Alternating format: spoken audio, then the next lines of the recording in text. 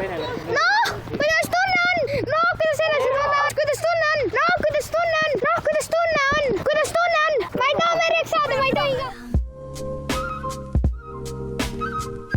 Mul on peaaegu juba 1000 tellijat koos ja selle puhul teen ma ühe striimi koos vaatajatega, kus me mängime ja lõbutseme niisama kõik koos. Ja ma arvan, et see toimub see nädalavahetus või siis reedel ka.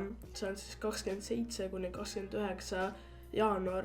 Nii et jah, me põhimõtteliselt teeme midagi lõbusat ja ma ei tea, kaua see kestab, aga igatahes millalgi mingi õhtupoole, ma usun.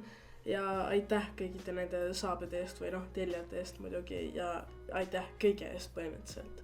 Ma tegin ka Discordi serveri, mida võib joinida, isegi kui sa ei vaata mu contenti või midagi sellist. Sa saad ikka seal rääkida inimestega ja mul on paar botti, millega saab igast asju teha.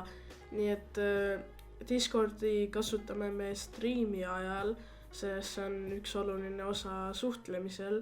Et kui nagu mingi fännidega või vaatajatega tahan suhelda või midagi sellist, siis ma toon nad lihtsalt sisse.